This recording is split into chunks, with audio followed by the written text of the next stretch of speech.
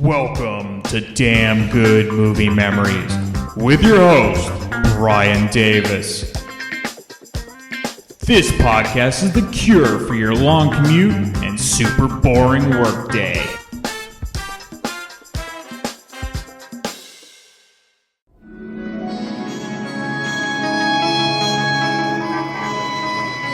It began in May, and every month after that, whenever the moon was full, it happened again.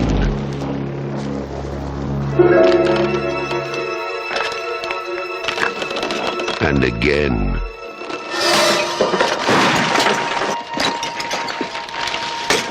What was that? It's over there. Don't point that at me. Nobody knew who or what was responsible. Come on.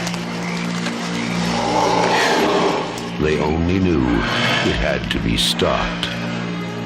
Now, from the master of mystery and suspense,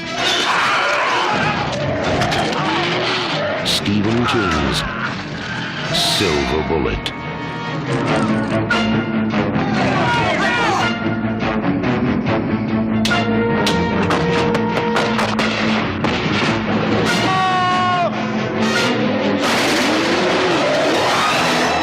Silver Bullet, the last glimmering hope.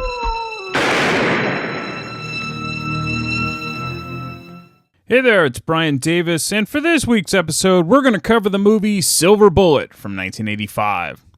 The studio was Paramount Pictures. Release date was October 11, 1985. The running time, 95 minutes, and it was rated R. The budget was $7 million. The box office took in $12 million, making it the 69th ranked movie of 1985. Roger Ebert at the time gave it 3 out of 4 stars. Here's his review. Stephen King's Silver Bullet is either the worst movie ever made from a Stephen King story, or the funniest. It's either simply bad, or it is an inspired parody of his whole formula, in which quiet American towns are invaded by unspeakable horrors. It's a close call, but I think the movie is intentionally funny. And because I laughed longer and louder during this film than during any other comedy I've seen since Broadway Danny Rose, I'm going to go out on a shaky limb and actually give the movie a 3-star rating, which means I even think you might enjoy it too. There are all sort of sly satiric touches in the film. For example, the narrator turns out to be little Marty's sister Jane. Her voice on the soundtrack sounds mature and middle-aged, and yet, hold on, the movie takes place in 1976 when she's about 9, so she can't be more than 18. The town's characters are broadly drawn, really broadly. When they form a vigilante posse and go out looking for the werewolf, one guy is scared and his wife, so help me, says, "Are you going to make lemonade in your pants?" I know that a case can be made for how bad Silver Bullet is, and I agree. It's bad, but it's not routinely bad. It is bad in its own awesomely tasteless and bubble brain way. So bad, I think every laugh was put in lovingly by hand. Most horror movies are exercises in unrelieved vulgarity, occasionally interrupted by perfunctory murders. This movie, to borrow an immortal comment by Mel Brooks, rises below vulgarity. If you are sick up to here of horror movies in general and Stephen King in particular, this is the movie for you. If you have impeccable taste and high artistic standards, why have you read this far in the first place? And that's the end of Ebert's review. It was actually nice to see Ebert having fun with this particular review. And as you already know, if you're a regular listener of this podcast, I'm a huge fan of early monster movies from Universal Pictures. Of the horror genre, werewolves were always my favorite. So more often than not, I was willing to give a werewolf film a shot. In my opinion, Silver Bullet is a forgotten gem. Okay, let's get into the making of the film. So it's based on a 1983 Stephen King novella called Cycle of the Werewolf. The reason it's considered a novella and not a novel is because it's King's shortest book at only 127 pages. It also contained a number of terrific illustrations. King would also write the screenplay for the film, and his influence was definitely integrated into the final product. Producer Martha De Laurentiis, an eventual wife of famous producer Dino, was the producer of this film, and this was her second film that she would produce. Her first producing credit was another Stephen King adaptation, The Cat's Eye. She was also the co-producer of Firestarter, another King adaptation. Martha eventually married Dino in 1990. Dino started his working relationship with Stephen King because of 1982's The Dead Zone. The De Laurentiis company would release 5 film adaptations of King's works. Director Dan Attias would become best known for his television work, as Silver Bullet would be his only film that he ever directed in his career, and he was actually hired based on his student film. However, he was an assistant director on films like Airplane, E.T., and the Twilight Zone movie. Attias would go on to direct shows like Beverly Hills 90210, Party of Five, Alias, 6 Feet Under, Big Love, Entourage, House, It's Always Sunny in Philadelphia, and Homeland, and many others. And his career is still going as of this recording in 2025. Attias really wanted this film to be a PG-13 movie, and more of a kid adventure film, but that's not what Dino De Laurentiis wanted. He wanted a hard R rating, as he had the Stephen King name on it. The first murder scene with the pregnant woman is an example where Attias had to reshoot the scene to make it more gory for Dino. Corey Haim at the time was 13 years old, and this was his second film of 1985. He also appeared in the terrific romantic comedy Murphy's Romance, which we covered back on episode 370. He was also in the hilarious comedy Secret Admirer, later in 1985. Not bad for a kid whose career began a year prior in the film Firstborn. Haim never really seemed to get the credit he deserved for his acting ability, partly due to his later substance abuse problems. But if you watch films like Lucas and Silver Bullet, you can really appreciate his talents. In Silver Bullet, you really believe he's a paraplegic, which is certainly not easy to pull off, especially for a young actor. The biggest name in the film, of course, was Gary Busey, who had been acting since the early 70s and was nominated for an Oscar for his performance as Buddy Holly in 1978's biopic, The Buddy Holly Story. For many fans of Silver Bullet, Busey is the stand-up performance in the film, as he steals the show in every scene he's in. Of note, many of Busey's scenes were improvised, and both Attias and King were impressed with Busey's take on the original lines and often left in Busey's improvs into the final cut. Okay, let's get into the film. So it begins in a small town in Maine during the spring of 1976, where the first werewolf attack happened, as narrated by the now adult Jane Coslaw. Artie Westrom, played by James Gammon, you'll remember him as Lou Brown from Major League. Well, he had his head ripped off while working on the train tracks one night. Since Arnie was a known drunk around town, everyone figured he died by accident on the tracks. The teenage Jane, played by Megan Follows, is often tasked with making sure her brother Marty is okay. Marty, played by Corey Feldman, is a paraplegic and confined to his wheelchair. Because of this responsibility, Jane is often resentful of her younger brother.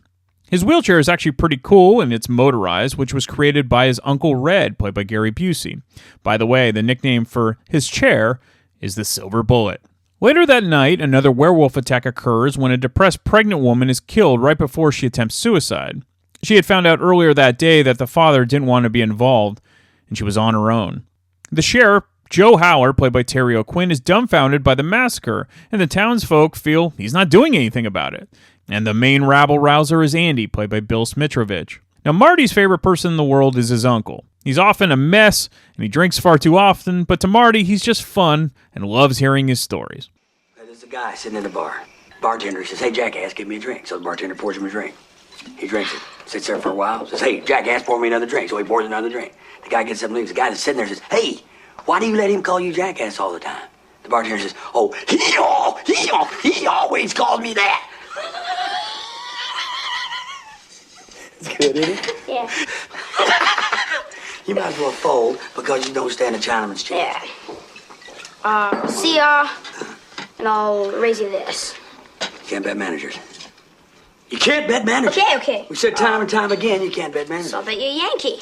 Piss on the Yankees, piss on the Indians, piss on the Phillies, piss on the Braves, piss on... Mom, come on. Whoa, man. Let him finish the game. Okay? Make it quick. Okay. What did you say, Yankees? Mm-hmm. See your Yankee? And I'll call you. I got 3 kings, read them and weep. I got it straight to the queen. That's bullshit luck. Bullshit luck. That's enough. I'm feeling this. That's enough. Hey, look, can I at least say goodnight? Good night. Ugh. Oh. Good night. Good night. I'll see you later. Yeah. I'll see you in the morning. Okay. I'll see you in the morning. Okay. Wake me up. Okay. No, I'll wake you up. Okay. Okay.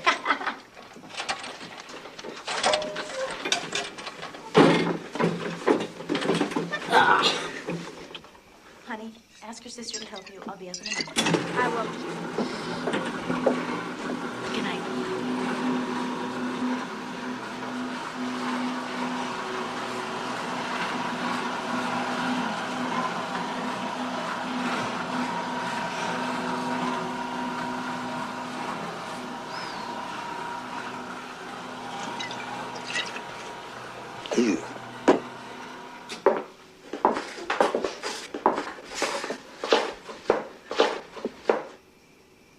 I don't want you drinking around Marty.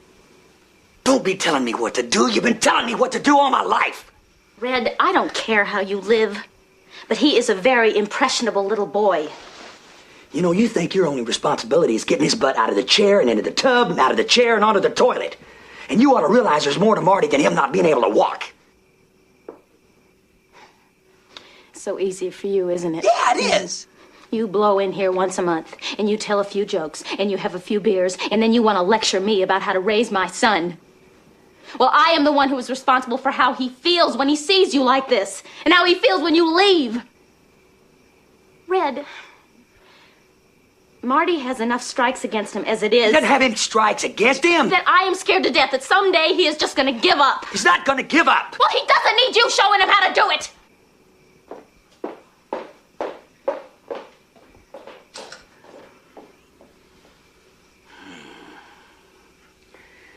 Another wonderful night here at Sister Nan's. Later that night, the father of Marty's crush, Tammy, is ripped apart by the werewolf.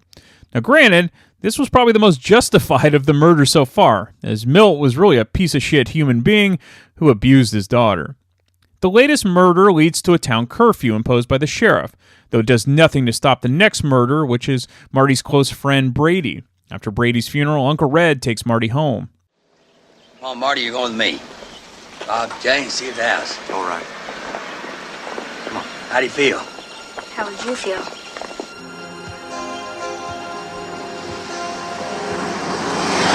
Say, better get that guy. Uncle Red? Yo, What if it's not a guy? what do you mean? Well, what if it's some kind of monster?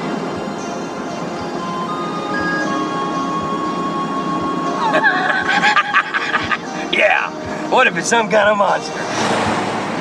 You know, like a werewolf or something. Oh, that's a good one. Yeah.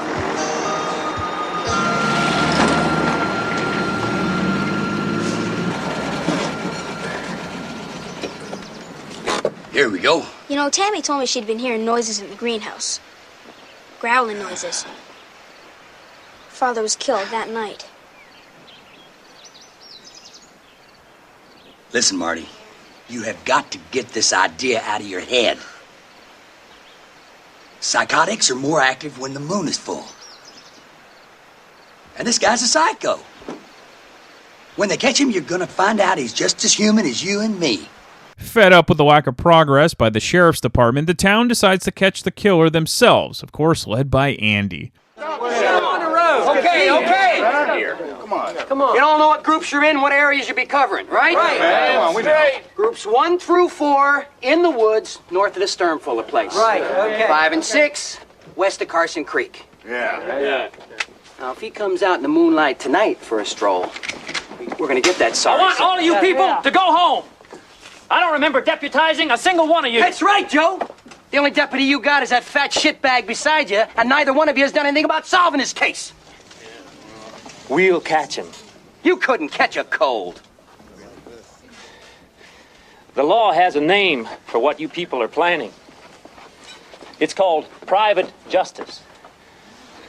And private justice is about a step and a half away from lynch mobs and hang ropes. Now, I may be no J. Edgar Hoover, but I am the law in Tarker's Mills.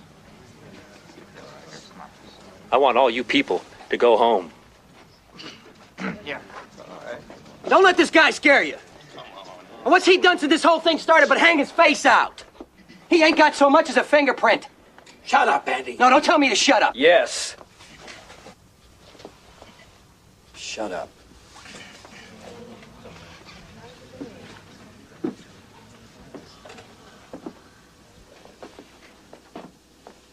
I just came from my boy's funeral.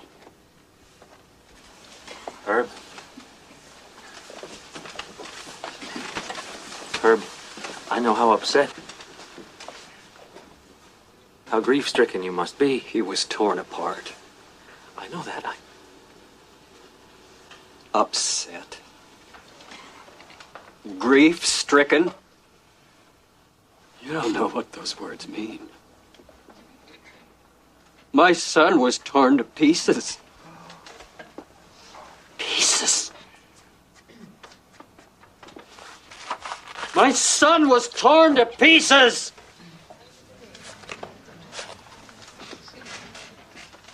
You come in here and talk to these men about private justice. You dare to do that?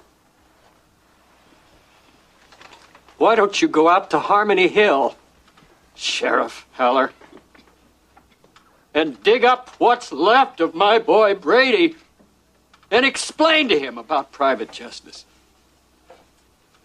Would you want to do that?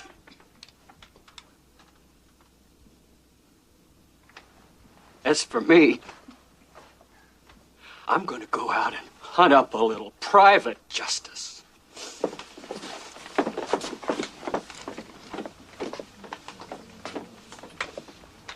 You heard him? Let's go! Let's go! Come on! Let's go! Come on, Robert! You ready? Get out of the way, Reverend. Stop! I'm sorry, Reverend. And you get it! Don't do this! Joe! Oh, let him go, Reverend. This is that community spirit you've been talking about. Great, ain't it?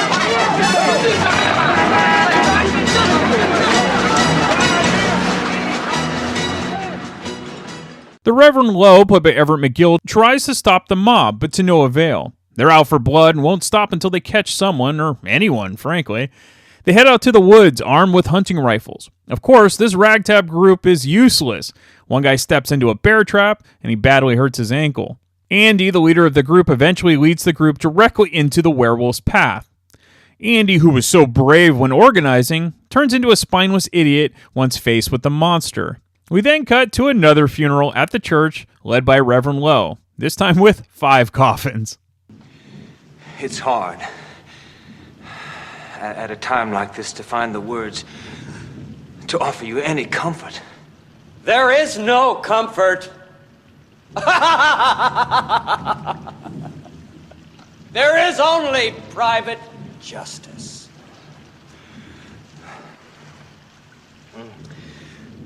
The Bible tells us not to fear the terror that creepeth by night, or that which flieth by noonday. And yet we do. We do. Because there's so much we don't know, and we feel very small. Reverend, he was torn apart!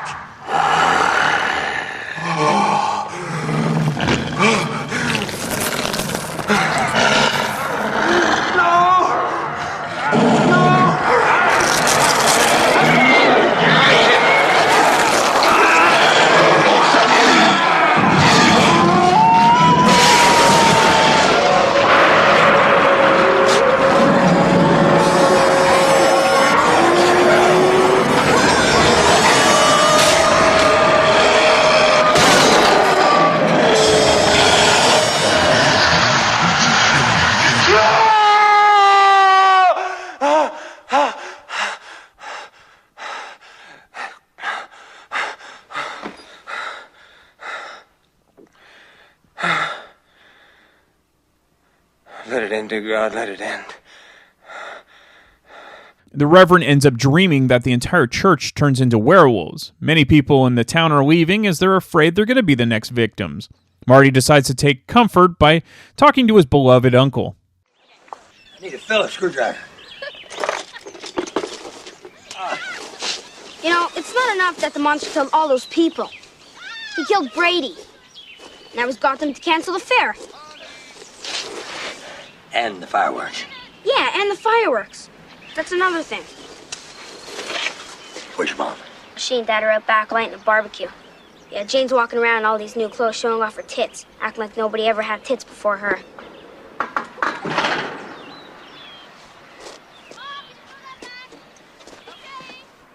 Let me see if I got this right. The guy killed your best friend.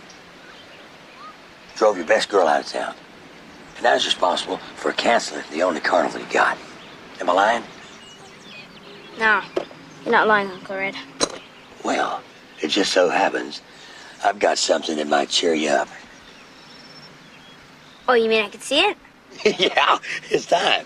Now? Yeah, now. Cover your eyes. Oh, come on. Cover your eyes. Oh, jeez. Been busting my ass on this deal.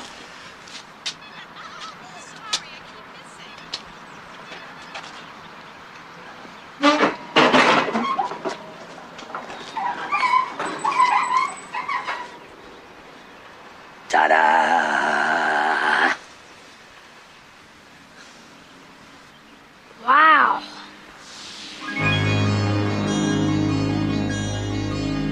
It's an ass kicker, isn't it? Is that for me? Well, hell yes, it's for you. Damn, looks good. Wow. It's beautiful. Do you have a pilot's license? Do I need one?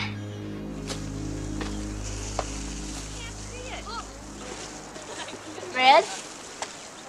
Hey! Hey, Red. One more game. Oh, okay. The coast is clear. Are you ready? Oh, yeah. I feel like a virgin on prom night. Here's how you start it. Remember what I told you? Yeah. Now be damn careful. Okay. How you start it? Put your hand on the brake. Push? There you go. Push. Sounds good, doesn't it? Oh, yeah. Yeah, you ready? Yes. Shake. Go get it, man.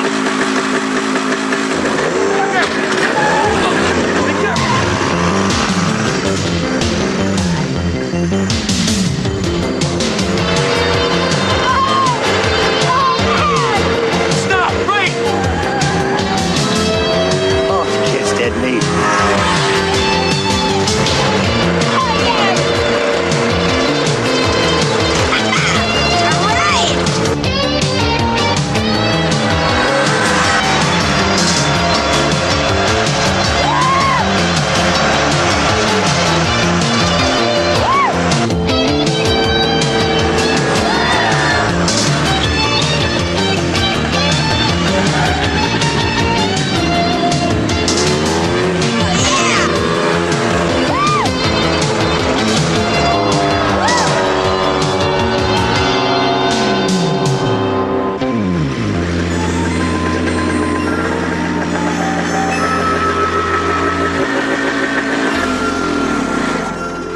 That was wicked. Oh. I hope you're happy.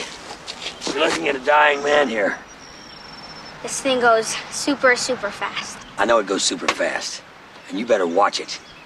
Because if your mother finds out just how fast it goes, I'm going to end up singing soprano in the Vienna Boys Choir. You know, I don't get you. I know you don't. But listen to me. I built that for you because I love you. Right from my heart. And I want you to be careful on it. Because if you got hurt on it, it'd kill me. Let's get some barbecue, okay? So Red souped up Marty's Silver Bullet to have even more horsepower, and he has new wheels and a shiny new frame. The thing goes even faster than some cars as he speeds down the road. In addition to fixing up Marty's wheelchair, Red also gives Marty some fireworks to set off since it's the 4th of July weekend. Marty, being a kid, sneaks out that night to shoot off his fireworks by the bridge near the woods. Now everything goes smoothly until Marty ends up being face to face with the werewolf, who heard and saw the sparks. This scene is one of the highlights of the film for me, set with terrific tension and a great score. Marty points his last firework, which happens to be shaped like a rocket, and fires it directly at the werewolf, which ends up being a direct hit in the werewolf's eye. It's a terrific scene as Marty then speeds away and arrives home and sneaks back into his bedroom. He calls his uncle first thing in the morning, who doesn't believe his nephew actually saw a werewolf. He assumes Marty just had a dream. So Marty has no choice but to talk to his sister. Marty? You okay? Just been sitting here all morning. Where's Mom? Out shopping? Why? Jane, I gotta talk to you. About what? Well, Uncle Red won't believe me. And if you don't help me... What is it? He told me something that was clearly unbelievable. And yet somehow, I believed most of it. And I understood one thing with total clarity. Marty himself believed it all.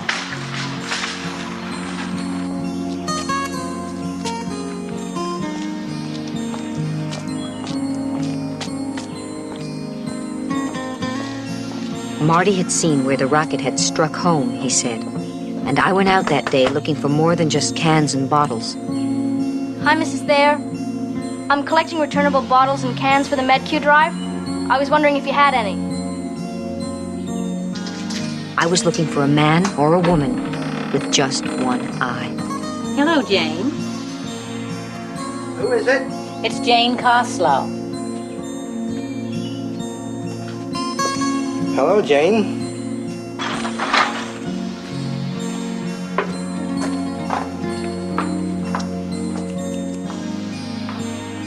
I know what you're after, Jane, and you're out of luck. Little Toby Witchlaw come in here yesterday, and I give them all to him. That's okay.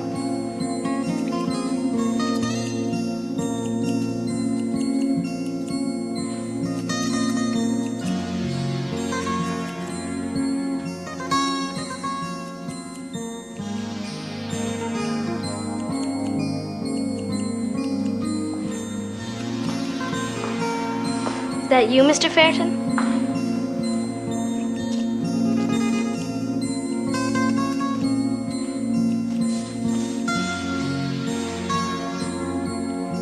Got any bottles or cans? No.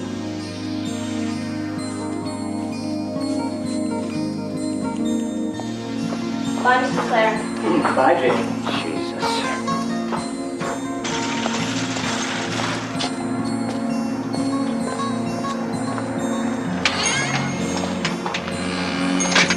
Gentlemen, I'm sorry to disturb your lunch.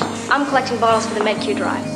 I was just wondering if any of you had seen Mr. Robertson? Hi, Mr. Robertson. I was wondering if you had any. I guess not. Thanks. It's my own fault. You leaving, Marty? Little asshole. Jane does her best to find anyone in town with an eye injury, but nobody fits the bill, at least not yet.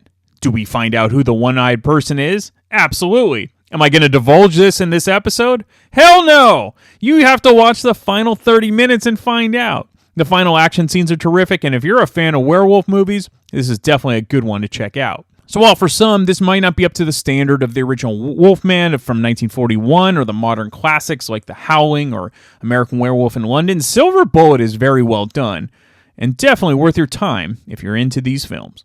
All right, let's get into some fun facts. The wolf design, made by renowned special effects artist Carlo Rambaldi, was not met with an enthusiastic response by Dino De Laurentiis. Now, part of the issue was the lack of budget and time. One of the common complaints was that the werewolf looked less like a wolf, but more like a bear, which simply would seem inferior after seeing terrific versions of werewolves on film from just a few years prior. Ironically, it was Stephen King's input which led Rambaldi to create the design that he actually created. King actually wanted the wolf to be plain in stature rather than a monster.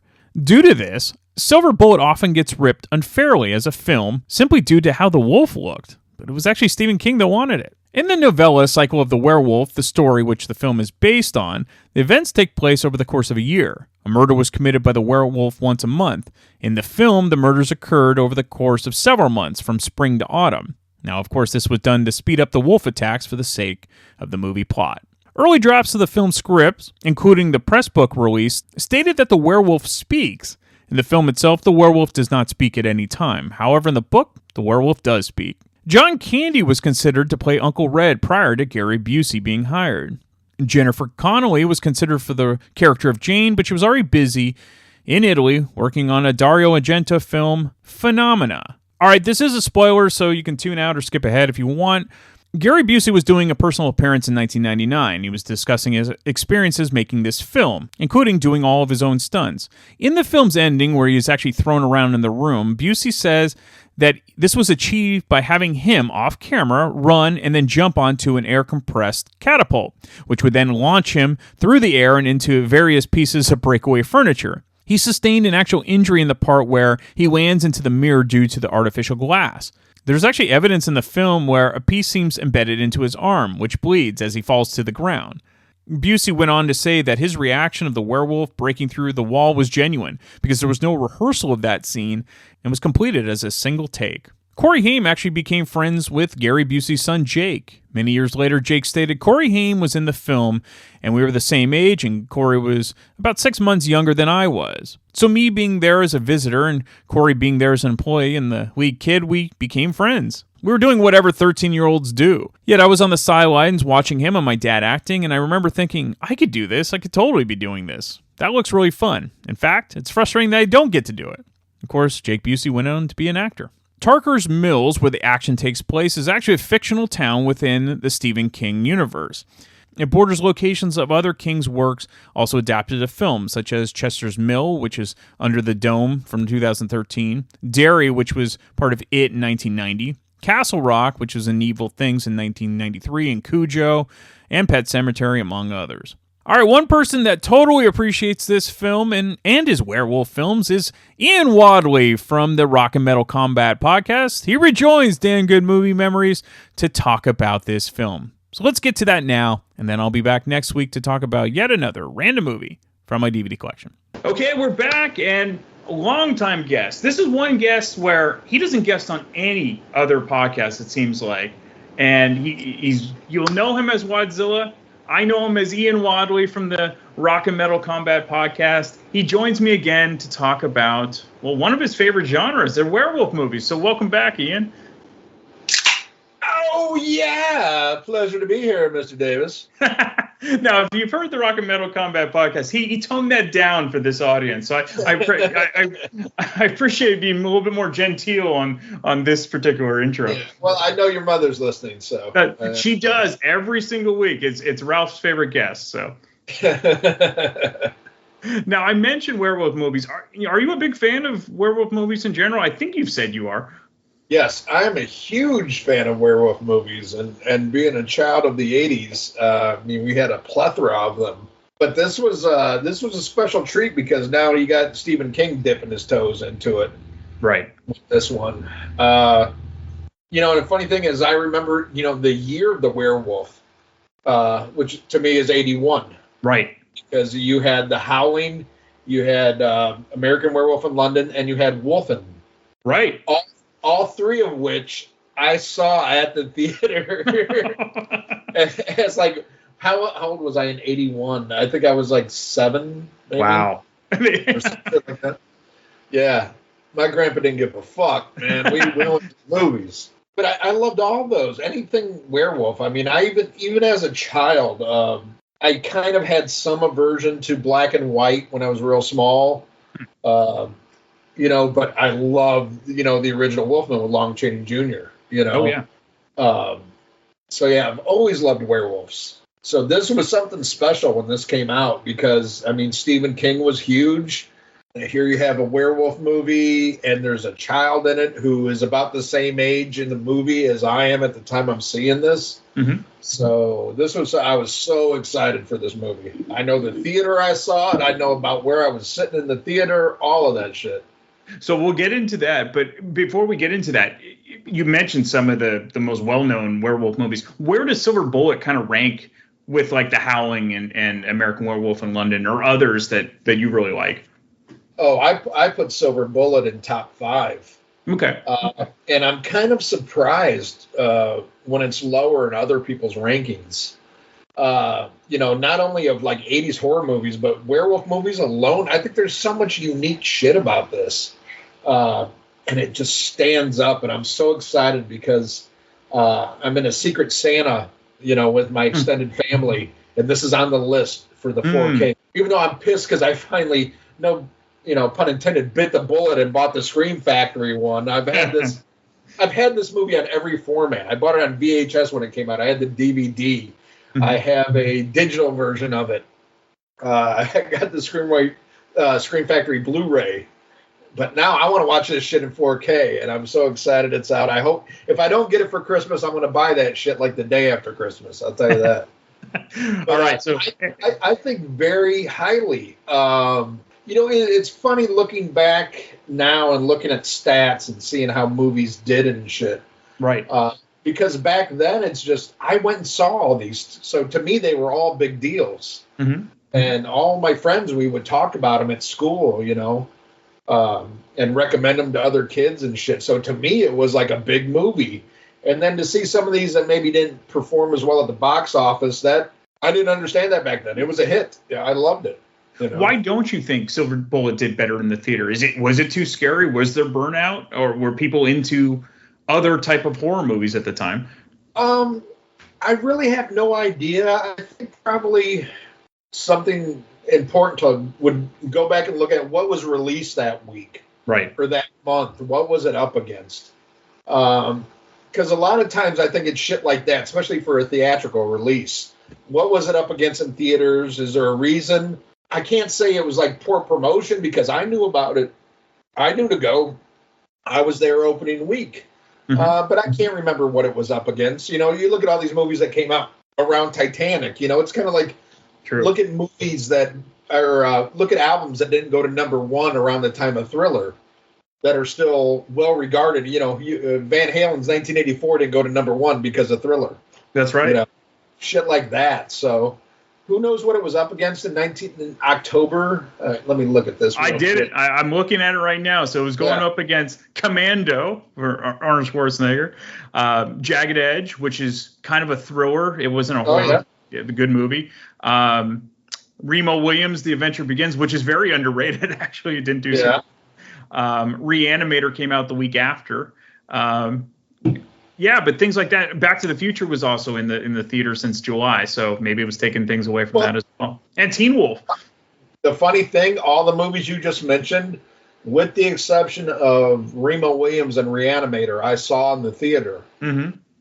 Because I used to go, I saw, you know, as a child, I saw an average of 2 to 3 films a week. Every week, you know, at the theater.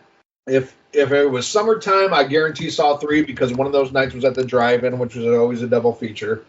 And it was in, you know, late fall, winter, whatever, you know, I would see 2 at the theater. But yeah, I saw all this shit. Remember Sully when I said I'd kill you last? Love me some fucking Commando. But, you know, I'm glad you brought this up because the movie-going experience is just, I don't say it's gone, because as we're recording this right now, it's been kind of a big box office turnout because of Wicked and some films like that. But that's not my genre at all. But, you know, it was an event to go to a movie back in the 80s and the 70s. And it's a shame that kids don't have the same love of movies like we did. Well, it's different now too. It's, you know, there's a lot of people my age that are, you know, cinephiles and stuff, you know, and they preach about going to the theaters. And I could give a shit less about going to the theater at my age. And I know that sounds, as much as movies are a huge part of my life, and I watch movies every day of my life, you know, I just don't care to go anymore. It's not the same. It's so fucking expensive. You know, people on their phone, people act differently in the theaters. I'm not making this shit up. It is different. Like, we used to go to the theaters and watch movies. Nowadays, it's not like that. It does. It costs a small fortune. And the turnover time. I mean, it used to be, when I was coming up, it was a year from the release date till that shit was on HBO. You know, or I think it was like, might have been like 8 or 10 months till you could go to the like mom and pop video store and rent it. But it was definitely like a year till it was on HBO or Showtime or Movie Channel or Cinemax, whatever you had. But now it's like there's movies that are in the theater, like Wicked. Wicked is in theaters right now, just came out. There's already a release date for that on home video. You know, so there's not that sense of urgency either. It's like, what's going to make me get off my ass and go to the theater? And pretty much at my age, it's going to be Star Wars or James Bond, you know? And I feel bad because I know if you don't go to the theaters, ticket sales are slow, that, you know, you don't get those kind of movies, and all we get stuck with are these comic book movies. Exactly. But at the same time, fuck it, dude. I'm 50. I don't give a fuck. You know, I've got thousands of, you know, I've got like 2,000 Blu-rays and 4Ks. I've got another 1,000 DVDs. I've got 2,000 digital copies. I've got movies that last me a fucking lifetime, and 95% of them are better than anything that's coming out right now. 100%. Why chase the dragon when you have over 100 years worth of movies and we still haven't seen them all, you know? And it sucks because I am part of the problem, because I don't go out and support the good shit, but I'm just it ain't me anyway. It's not my fight anymore. Well, it's got to be special. I mean, you'll go see if Tarantino finally releases his quote unquote last film, you'll go see it in the theater. Oh yeah, definitely. Yeah. And what gets me to go to the theater more is something that I've already seen. Right. And I love going to theaters and seeing, whether it be 80s horror or classics like Alfred Hitchcock movies and stuff like that. Mm-hmm. And what I love about those experiences is when you go to those, it's other people who love movies. Yeah. So you don't have the people talking through the movie, unless it's Rocky Horror. But you know what I mean? I mean, right.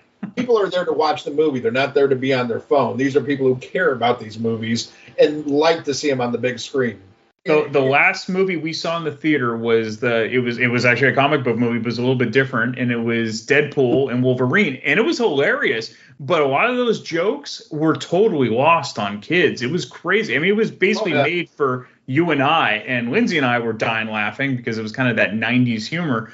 But yeah, I'm actually surprised it did as well as it did, because it's pretty vulgar for a superhero movie, but. And it's funny you mentioned it. I just watched that this morning for the first time. And I got a digital copy. Uh-huh. And that's one of those, like, I have a 4K digital copy. It's the kind of movie I don't care if I own a physical copy. Like some movies I have to, like the movies we're talking about today. Gotta own it. I have to have a physical copy. Yeah. That, I'm okay with it. It's a popcorn flick. It ain't going anywhere anytime soon. Right. And it was a good movie, but I'm not going to sit there with a bunch of fucking, teeny boppers. Jesus Christ, do I sound old? You know what I mean? Though, on their phones and shit. I can wait and watch that shit on my 77-inch TV. Yeah. And have just as much a good experience as I would in the theater, if not better. Absolutely. And I'm older, so I'm incontinent. I can pause it and go to the bathroom and come back. That's true. So we're going to have to get through this quick because Ian's going to have to pee soon. But exactly. Going back to your theater, what do you remember about seeing Silver Bullet in the theater? Were you just like immediately, this is something that, I love this. This is awesome. Or was it something you had to keep going back to really appreciate it? No, I got it the first time I saw it. I mean, it had, to me, everything right. And what's funny is, like, once I got older, I hated any movies with children in them. Because I thought it always weakened the story, always made it softer. Mm-hmm. I stand by Terminator. Terminator 2 is a great movie. I love it. Terminator 1 is far superior. Sure. I want villain Schwarzenegger. I want him killing everybody, not like this little kid. Don't kill him, Terminator. But this is one where kids can enjoy it, but it's not played down to kids. It's not at a dumb level. It's like these are just kids stuck in a fucked up situation, with the brother and the sister. Mm-hmm. And I just thought it was fantastic, and it was pretty neat. You don't see, handicapped kids in movies very much, let alone be the star of the movie. That's right. But I thought everything was handled perfectly, and it was scary, and there isn't even a mystery. You find out fairly quickly who the werewolf is. Right. But it doesn't ruin anything. No. You're still like, there's so much tension in this. And I felt it when I first watched it, and I still feel it when I watch it now, and I know everything that's going to fucking happen. I've seen this movie probably 50 plus times, and I'm still like, oh my God, it's so tense, and the actors in this are fucking incredible, Yep. Gary Busey is the drunk fucking uncle, Near and dear to your heart. Oh, yeah. Oh, hell yeah. But, Everett McGill is the reverend and stuff. And, oh, yeah. Just everything about it felt legit. The parents felt real. The kids felt real. I grew up in a small rural town around this age, and I identified with the people in this story, how it came together, you know what I mean? How they came together as a community and shit. I love it, and I don't get that it's not praised more than it is.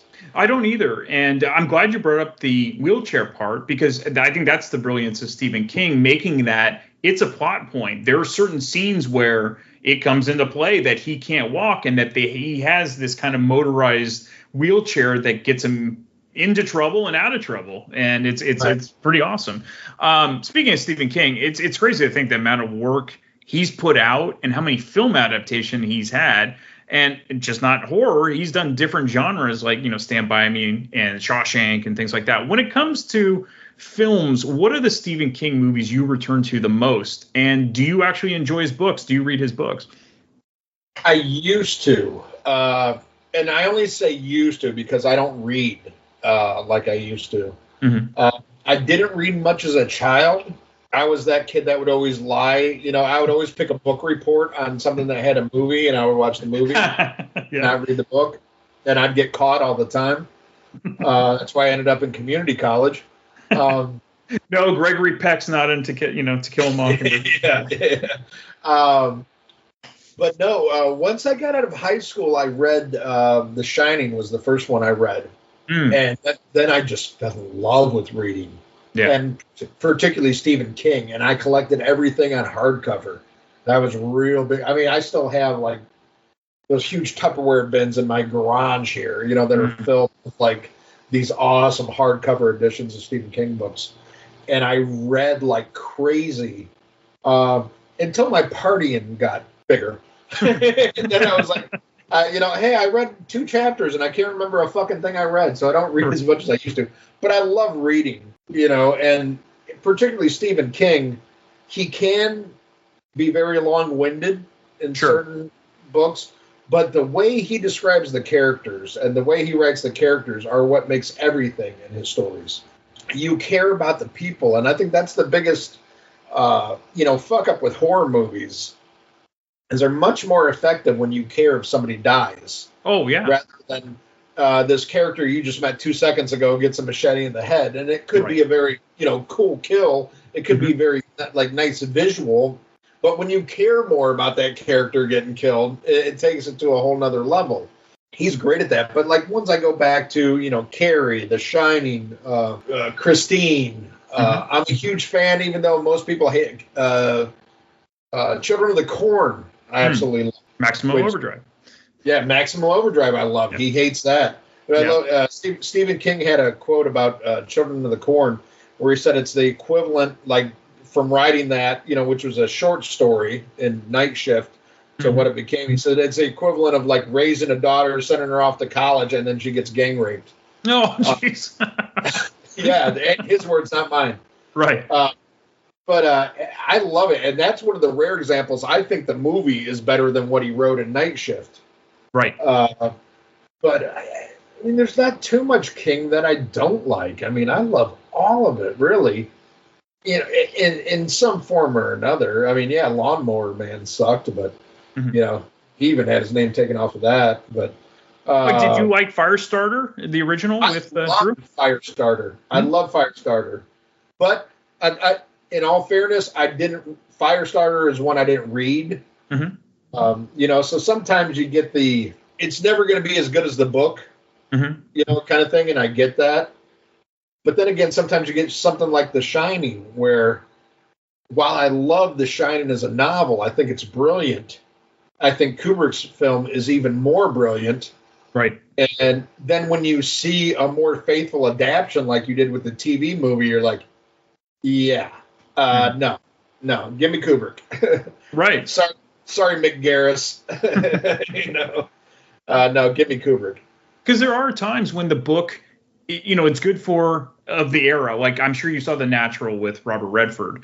The book is very depressing. It's very 1950s because it's out of World War II, and he throws the game. He ruins it. The magic of The Natural is kind of the fantasy of it. It's a fairy tale. So there are times when, the book it doesn't have that same magic because it's a book, because you're reading it. You're not in a theater where you have all this magic going on. But the funny thing with this is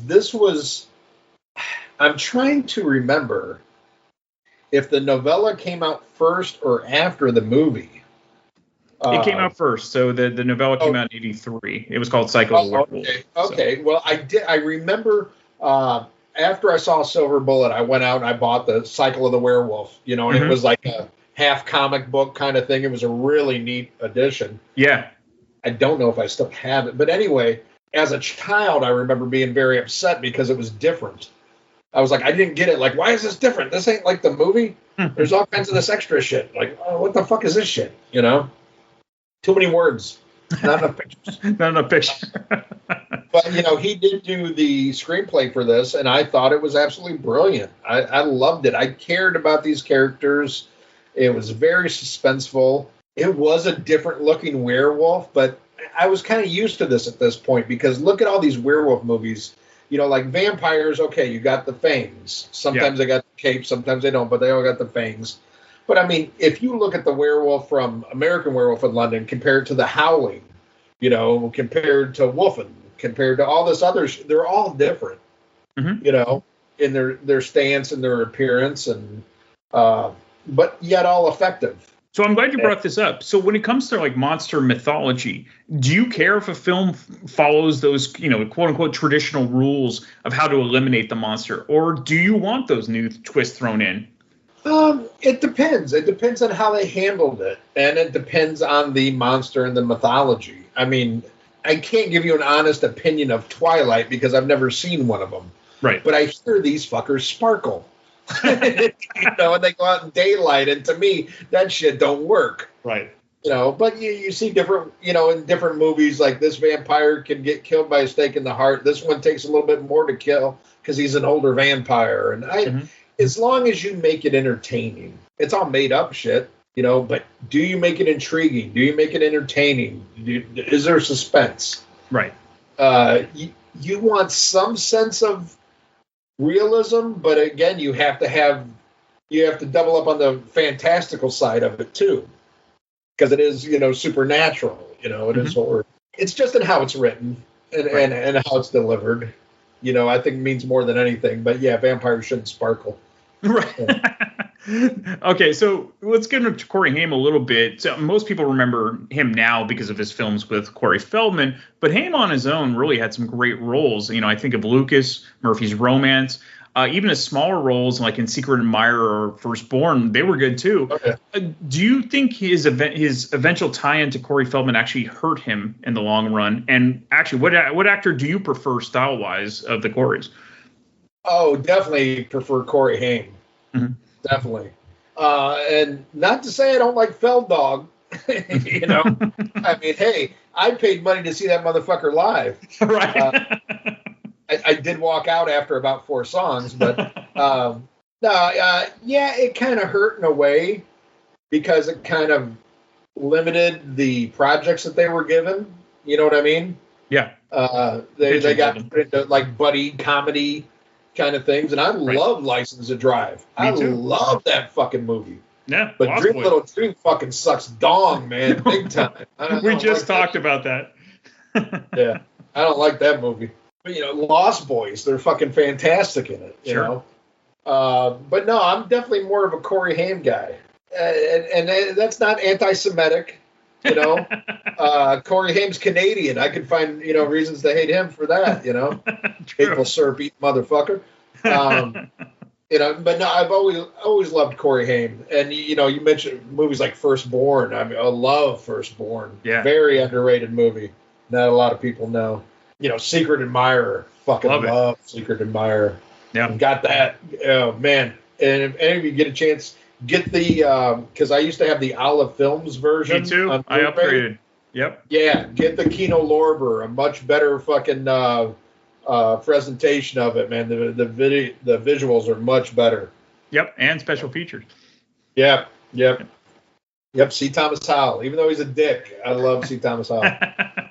Well, and then Lori Loughlin in her prime, and oh god, Kelly Preston, amazing. It's funny. Lindsay and I revisited Dream a Little Dream, and she wanted to do this show because she's like, "Oh yeah, I remember it being pretty good." We rewatched it. It's too confusing for its own good, and it should have been good. No, Jason Robards couldn't save that fucking movie. Or Harry Dean Stan's in it too. He can't even save it.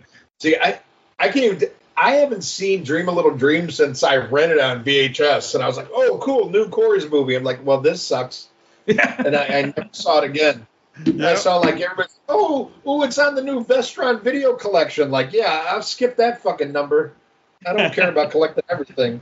One of my favorite things about this with Corey Haim is not only the interaction with his sister that I found very believable as a brother and sister relationship, even though I didn't have a sister, but I had friends who had sisters. You know what I mean? It just seemed real. But the connection with Gary Busey in this. Yeah. And I loved it because Gary Busey didn't see him as a child in a wheelchair. He just saw him as his nephew, where his parents are constantly babying him because he's in the wheelchair. Everybody else is treating him different. Yep. And, it just, to me, it was relationships like that and characters written like that is what's the heart and soul of this movie. And it's just a really good, like, family story. And then you throw a fucking werewolf. Well, I think that's where you have Stephen King, who writes novels. He's into character development, and that's different than most of these horror films. And I think that's huge. Gary Busey, as insane as he is in real life, he's a great actor, and I don't think he gets enough credit about how great he really is. Let's talk about buttered sausage. Yeah, that's right. So you obviously buttered sausage and what it does. Obviously, you really enjoy his performance in Silver Bullet, but there's also some other great character actors, like Terry O'Quinn's great in The Sheriff, and Bill Smitrovich. Yeah. Yep. And Lawrence Tierney's in it too. People forget. You gonna make lemonade in your pants? I love that shit when they're all Lawrence Tierney with the Peacemaker bat. Yep. I mean, Terry O'Quinn, anything he's in, he chews up the scenery. Yeah. Stepfather. Yeah. Love it. It's great casting. And I love that it's there's nobody in here because of the way they look. You know what I mean? Mm-hmm. And probably the closest you come to that is like, Corey Haim's a good looking wheelchair bound kid. Right. But other than that, just everything feels real and natural. And I love that when they cast movies like that. And unfortunately, you don't see it anymore. No. Like a movie I was very disappointed with recently, primarily because of the casting, is the new Alien movie, Alien Romulus. Did you see that? I have not. I'm not going to give any spoilers here, but, it's like a Hardy Boys episode. They're all like fucking 20. Right. They're all, good looking, different races. You know what I mean? It's like a Benetton fucking ad. Right. You know what I mean? It's like, I like when shit's like real, like the first Alien movie. Sure. It's like adults, you know what I mean? And everybody felt like a hard-working person and stuff. And even though you did have a black character, you had female characters. None of them seemed forced or like, we're trying to put. It's just real-world shit, Yep. And that's what this movie is. You feel like everybody in this is somebody who would live in that town, and the way they would act, And then you put them in this just like unbelievable situation that they have to deal with. But that's the magic of the movie. It's got a lot of heart, too. It does, and that's why I love watching also movies from the 70s especially, because there's people, even stars, their teeth aren't perfect. They're balding. Yeah. Things. Robert Duvall was a movie star. He's not like, Cary Grant, but he didn't need to be because he's a great actor. Right. So, Exactly. I saw a quote like Harrison Ford. He's like, take a good look at my nose, how crooked it is from being broken. Right. Shit. It's like, you wouldn't get your foot in the door now until you went and got that shit fixed. That's right. Yeah, absolutely. And, as somebody with a crooked nose, I'm like, yeah, that's a handsome man. Okay, so how often do you revisit Silver Bullet? And was there anything after, kind of rewatching it somewhat recently, was there anything you would have changed about it or tweaked? Well, it's definitely, I mean, there's not a year that goes by that I don't watch this since it's come out. I've seen this multiple times. And like I said, I just bought the Scream Factory last year. And I'm turning around and, I'm getting the 4K. I can't think of anything I would change. I really think it is like a perfect self-contained horror movie. One of those, doesn't need to be a franchise, doesn't need to have 50 sequels. No. It's just a great story. Some people bitch about Carlo Rambaldi's Werewolf. I think he did a great job. I thought it looked good. It was a different take. But this movie's just got so much heart and believability and great characters. There's nothing I'd change about this. And I just think it's a shame. It wasn't bigger, but then again, sometimes maybe that can be a blessing. Maybe if it blew up, you'd have Silver Bullet 7. Right, and you don't want that. You know what I mean? And there would be like, that fourth direct-to-video sequel where they paid Corey Haim enough to come back, Right. It's like, Yeah, I mean, look at what happened to The Howling. Exactly. The original is so good, and I don't even remember any of the other ones. And I love Howling 2. Mm-hmm. I'll put Howling 2 and Howling 1 about what. I love them both. Sure. But, I mean, you look at what happened to that series as it went on. Yep. And I just love that this is a one and done. To me, makes it more special. It never got watered down. It is what it is. And there's still generations today that come and find this movie and can identify with it and like it, and I love that.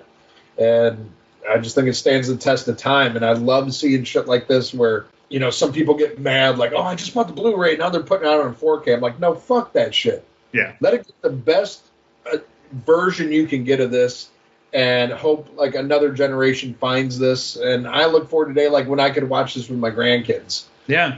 When they get a little bit older, and they can handle this without fucking pissing the bed. This is something I would love to watch with them. Yeah. Well, they don't make them like you anymore, or your grandfather who was taking you to the theater, at a young age. So this is why we turned out the way we did. Oh, yeah. I think he just wanted to get away from my grandma, and then he's like, fuck it, I'll just go in there and sleep. But it was so funny when we used to go to the movies. To a certain age, we always sat together. And then as I got a little bit older, I wanted to go sit up front. Sure. Because all the other kids were up front. And my grandpa's like, fuck that shit. I don't want people coughing on the back of my neck. I don't want this, And I was like, what are you worried about? And now that I'm older, I'm that guy. Yeah, that's right. I'm like, I'll be coughing on the back of my neck. I don't want to see your phone screen shining, fucking talking goddamn kids. Get off my lawn. You don't realize how cool your parents or even your grandparents are until you get older. It's a shame we don't realize it when we're younger. But I'll never forget, as cool as he was, we went to go see a year prior to this when Purple Rain came out. Oh yeah, yeah. They had a thing at our local theater. They would not allow anybody under 17 to go into the theater, even if accompanied by an adult. Oh, really? Yeah, and I don't know if it's because Prince was black or whatever. You know what I mean? Apollonia. Yeah. And it was a different time or whatever. Sure. But I remember the theater. We're going up there, and the ticket lady's like, "Nah, he can't come into this." And my grandpa got so because he had no idea what I was dragging him to every week. He didn't pay attention to this shit. I just said, "Hey, Grandpa, let's go see this." He'd be like, "All right." Yeah. And he felt like I was, like I wanted to go see a dirty movie and shit. And he got embarrassed because the lady said we couldn't come. He's like, "What kind of fucking shit are you making me go to? There's a guy, God damn it." I don't know. It's like, let's go crazy. It's a good song. I don't know. I like it. He thinks you're picking him like Felix the Cat or something. Yeah, exactly. Exactly. But, I mean, it was just goddamn good time. And I'm very lucky, that I had parents that took me to stuff like that. And yeah, it is kind of weird looking back. Like, I don't know if I would be that liberal, right. Even with my grandchildren. I mean, there's some stuff I probably like, oh, they probably ain't ready for that. But, I went and saw it. I survived. I didn't kill anybody. And I got to see a lot of amazing movies on a big screen. That's right. Just damn good movie memories. That's all I can say. Well, and that's exactly why we do, I'll do some big movies, but also it's everything I have in my collection. And so if I can introduce people to something like Silver Bullet, more power to this podcast. So thank you for doing this, Ian. No problem. Thank you for having me. If you enjoy this podcast and are an iTunes user, please do the show a favor and head on over to the official iTunes page for Damn Good Movie Memories. Be sure to leave a rating and a review. This will allow the show to appear higher in the algorithm and spread the joy of this podcast to the masses. If you are not an iTunes user, you can still listen and subscribe on Podbean at damngoodmoviememories.podbean.com. Be sure to like us on Facebook under our Damn Good Movie Memories page. You can also listen to a limited number of episodes on YouTube. I hope you enjoyed this week's episode, and be sure to tune in next week for an all-new episode of Damn Good Movie Memories.